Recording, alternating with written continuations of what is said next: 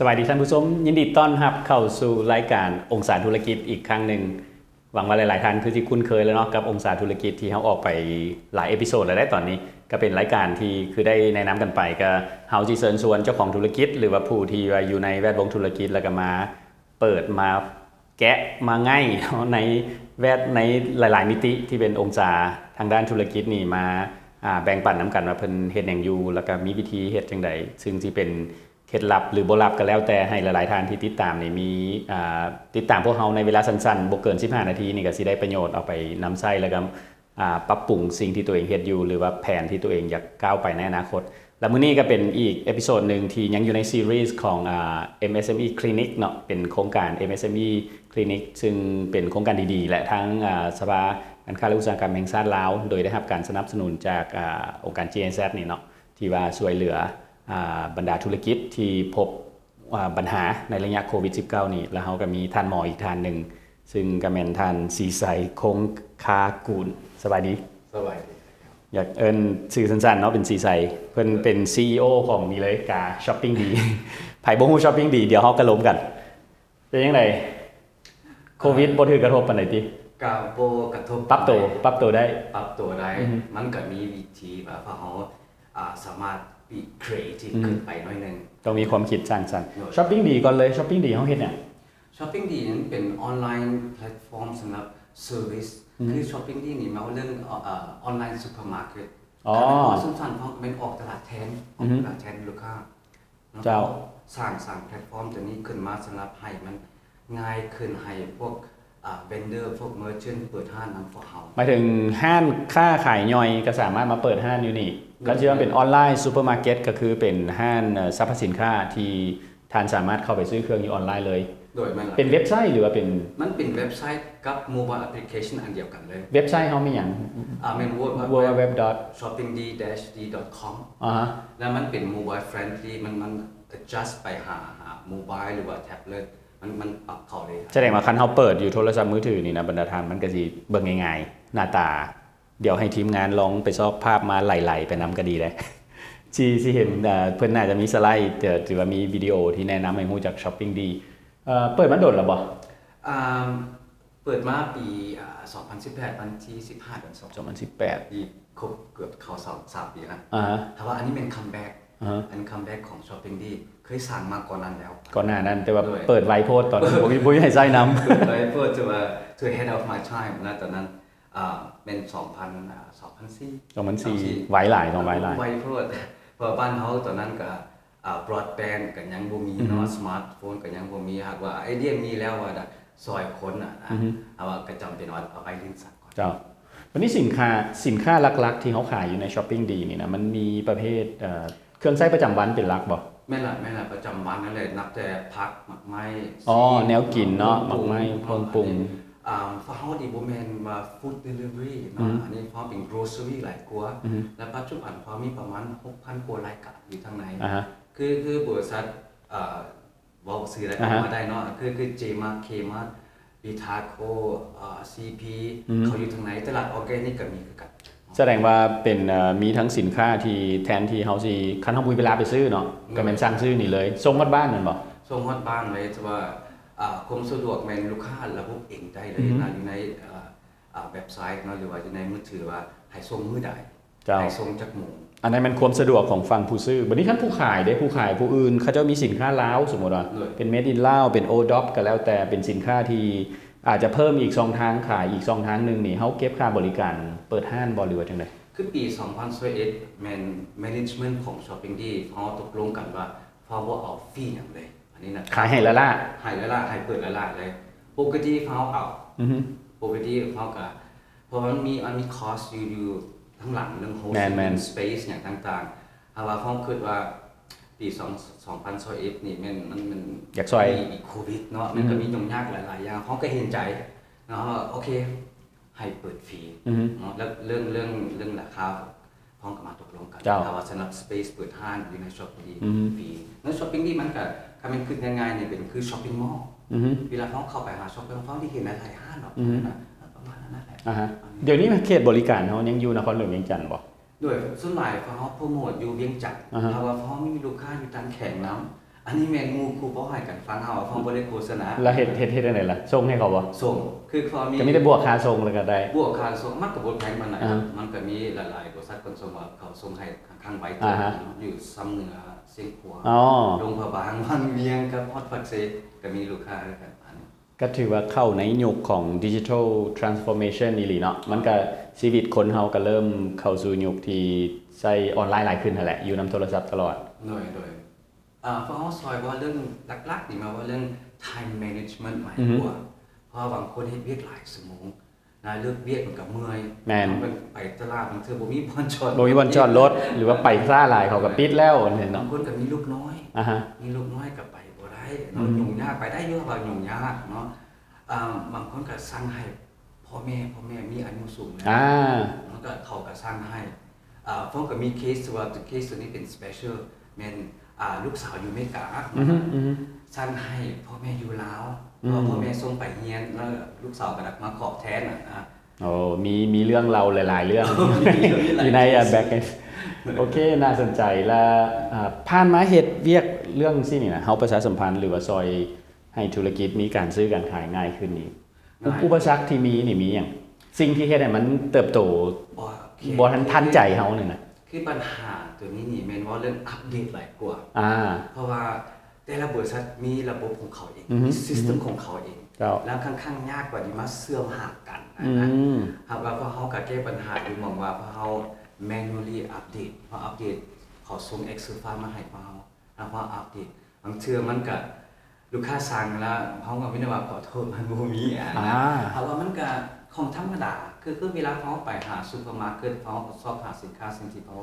กำลังดักซื้อแล้วมัน หมด นะเอาว่าเขาก็เสนอว่ามันมียี่ห้ออื่นใดเพราะ อ่า บางเทื่อลูกค้าก็เอาแล้วเขาก็ get in contact กับลูกค้าตลอดให้เขารู้สึกว่าระบบตัวนี้นะยังมีคนอยู่ทั้างหลัง อือฮึ อันนี้บ่แม่นระบบดอลลาร์ โอเค เขารู้สึกสบายใจ เจ้า น่าสนใจแล้วทีมงานเฮานี่เป็นทีมคนลาวเฮาเบิดว่ะ คนเรามันดัส่วนใหญ่เป็นวัยรุ่น วัยรุ่นอีก อันนี้ เจ้ากันยังวัยรุ่นอยู่เลย วันหัวหน้าทีมกันยังวัยรุ่นอยู่เป็นผู้ ครับ โอเค แล้วนอกจากช้อปปิ้งดีที่เป็นตัว shoppingdd.com อะนะแล้วที่ใส่ยังมีบริการอื่นที่ facilitate หรือว่าอำนวยความสะดวกการซื้อขายออนไลน์อีกมันบอก โดยคือเขาสร้างขึ้นมาDecent อือฮึ Decent มันเป็น International Parcel and Document เขียนมาจังได๋ D-Cent โอเค มันมีจุดดี Decent เหรอมันดีเด้ อ่าฮะ dash ตลอดเนาะเลยนั่นล่ะ decent หมายความว่าเ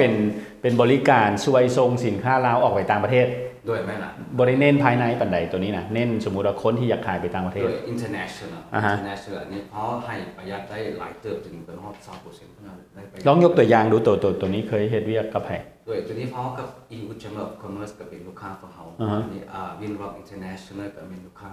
เพิ่นขายอย่างเพิ่นขายอย่าง ผู้ขายอย่างเขาส่งเอกสารเนาะเขา อ๋อ ส่งเอกสารสำคัญว่าเขาส่งกับไปรษณีย์บ่ได้เพราะมันใช้เวลาโดน อ๋อ หรือว่าคือ EMS กับตัวนี้ยังบ่ operate เนาะเอาว่าเรื่องความแน่นอนอะ อืม คือ DHL มันส่งทั่วโลกภายใน3เดือนก็หมดเขา หมายความว่าเฮาเอาบริการขนส่งสากลมีอยู่แล้วเฮามารีแพ็คเกจแล้วเฮาให้บริการให้ value added เข้าไปให้ลูกค้า โดยเราประเทศไทยมีความสะดวก เจ้า มากขึ้นอันนี้นะแล้วก็มันก็ถึกลงอีก โอเค หนึ่ง มีอันอื่นอีกบ่เมื่อกี้นี้รวมกันคือว่ามีเครื่องสินค้ากสิกรรมนํบ่ กาแฟ ด้วยตอนนี้เขากำลังดีเฮ็ดแล้ว specialtycoffee.com มันเป็นเว็บไซต์เฉพาะกาแฟบ้านเฮา อันนี้มันคล้ายๆกัน แต่ว่าเฮาส่งเสริมการ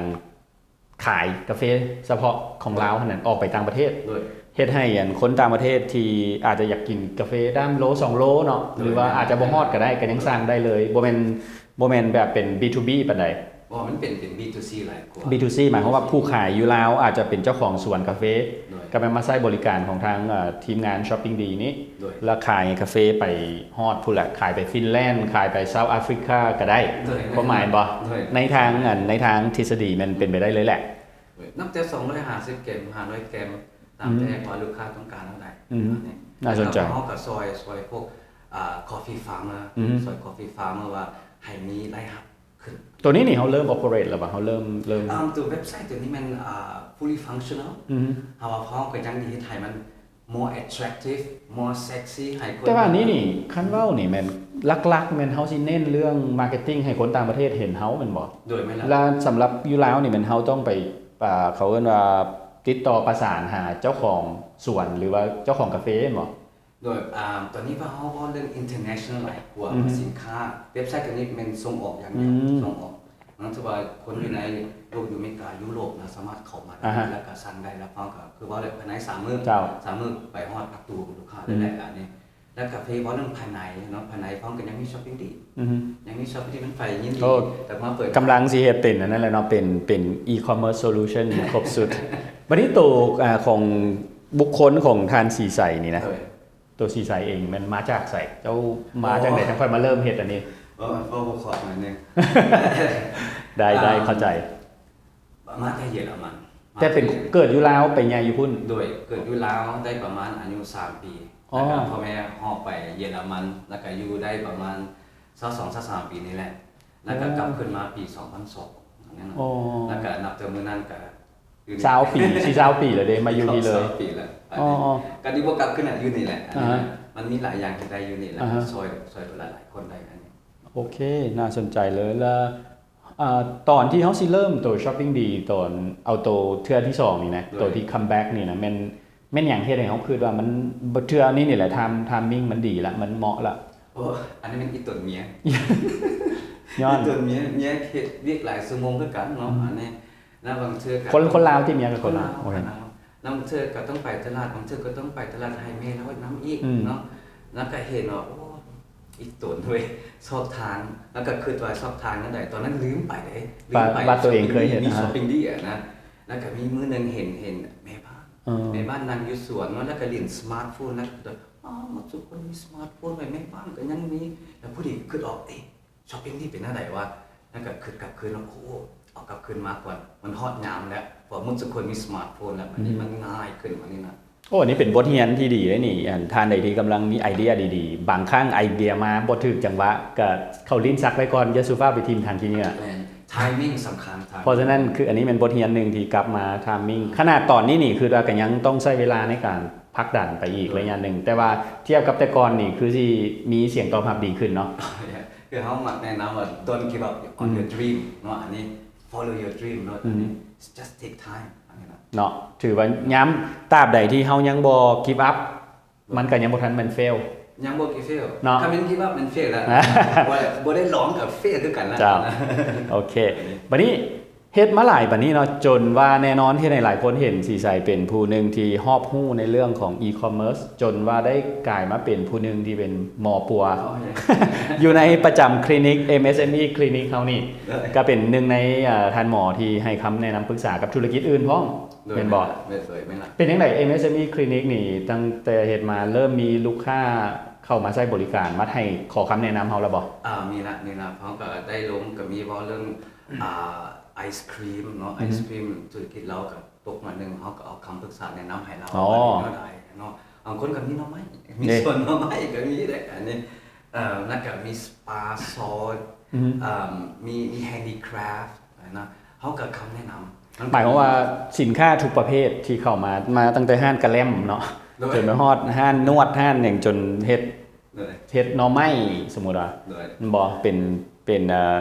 แล้วก็หัตถกรรมแน่นอนสินค้าหัตถกรรมก็อาจจะมาล้มเพิ่นได้แล้วตัวนี้นี่การที่ว่าสิพัวพันหาสิใช้บริการนี่นะคันในระยะที่รายการเฮาออกการนี่คือเรายังอยู่ในส่วงอยู่เพราะว่าโครงการนี้หมดท้ายเดือน3แม่นบ่ด้วยแม่นล่ะแสดงว่าในระยะก่อนที่หมดท้ายเดือน3นี่คันอยากพัวพันหรือว่าอยากขอคำแนะนำนี่มันสามารถติดต่อไปทางศูนย์เลยแม่นบ่ด้วยแม่นล่ะการลงทะเบียนแล้วก็ request ว่าอยากใช้บริการของออนไลน์มาร์เก็ตติ้งexpertภาคที่ใส่นี่แม่นว่าดีเพราะเรื่องsocial marketing social media advertising กับเรื่อง e-commerce เพราะฉะนั้นคันไผที่มีสินค้าอยู่และกำลังอุกใจหรือว่ากำลังสนใจกันแล้วแต่ว่าเฮ็ดจังได๋เฮาสิขายออนไลน์ได้นำและแม่นสามารถเข้ามาพัวพันได้เลยบางคนก็มีoffline business ตั้งแต่ให้ลูกค้าเข้ามาหลายขึ้นกับขึ้นมาก็ส่วนหลายมันก็ดีว่าเรื่อง advertising มากกว่าเอา advertising มันก็ฟังง่ายๆเอาปกติมันก็บ่ได้ง่ายเนาะอันนี้บางคนก็มีแต่ว่า boost ไป เจ้า เนาะสำหรับพวกเขานี่พวกเขาบูสต์เนาะพวกเขาเreally เป็น Facebook ads เจ้า นะ ads พวกเขาที่ laser target ลูกค้ากลุ่มลูกค้าเพราะว่าพวกเขาเซิร์ฟทุกคนบ่ได้มันเป็นไปบ่ได้น เพราะฉะนั้นต้องมีกลุ่มเป้าหมายชัดเจน โดยแม่นล่ะ สิ่งหนึ่งที่เขาสิเห็นว่าของสีใสก็คือได้เฮ็ดมาเองเฮ็ดผ่านสินค้าตัวเองหลายๆอย่าง เพราะฉะนั้นท่านไผ่ที่ว่าเข้ามาพัวพันนี่ก็น่าจะได้มุมมองหรือว่าได้ประสบการณ์ที่แบ่งปันกันแล้วทั้งหมดนี่นะในระยะที่โครงการนี้กำลังดำเนินอยู่นี่อยู่สภาการค้าและอุตสาหกรรมแห่งชาตินี่นะแล้วเพิ่นบ่ได้เก็บค่าบริการแม่นบ่ Oh that's free consulting นั่นแหละ เด้ ปกติมันคนหนึ่งชั่วโมงหนึ่งครับเป็นบางทีก็เป็น2ชั่วโมง ก็บ่มีปัญหาเนาะมื้อนั้นเขาล้มกันสีใสกันยังว่ามันแห้งล้มไปแล้วก็ม่วนไปแล้วก็อยากช่วยแล้วก็ต่างเป็นการสร้างคอมมูนิตี้หรือว่าสร้างกลุ่มของผู้ประกอบการที่เขาอาจจะบ่เคยรู้จักกันมาก่อนแต่ก็ติดต่อมาแล้วก็เริ่มจากนั้นเลยเนาะเขาก็ค่อยๆรู้กันแล้วก็ช่วยเหลือกันบางเทื่อท่านที่ติดต่อมาอาจจะเป็นผู้เชี่ยวชาญด้านบัญชีในอนาคตสีใสอาจจะไปขอคำปรึกษาก็ได้เนาะเพราะฉะนั้นเขาให้สบายๆผู้ใดที่มีความต้องการการช่วยเหลือด้านใดมันระยะนี้ลองติดต่อเข้าไปอีก MSME หันเลยในหันก็สิมีหลายๆท่านเนาะมันจะมีexpert หลายด้านถูกบ่โปรเจกต์ตัวนี้ MSME ถือว่าเป็นโปรเจกต์ดีแล้วแหละ ครับ อันนี้เพราะว่ามันเป็น free consulting อันนี้ก็ในช่วงโควิดของพวกเราอยู่อะนะพวกเราได้คำแนะนำต่างๆ แล้วพวกเราได้เห็น wider view ว่าโอ้ธุรกิจเขานี่เฮ็ดได้หลายอย่าง ครับ เลยจริงๆว่าคิดบ่ออก แม่น ด้วย เฮ็ดดี free เนาะธุรกิจในระยะโควิดนี่ก็อย่าสู้ยอมแพ้ฮู้ว่าทุกคนเมื่อยทุกคนนี่ต้องได้ต่อสู้แต่ว่าอยากให้มีกำลังใจแล้วก็ฟันฝ่าไปน้ำกันแล้วคือว่าอะไรอยู่ในโครงการที่เป็น MSME Clinic พวกเฮานี่แม่นยังคงอาแขนครับ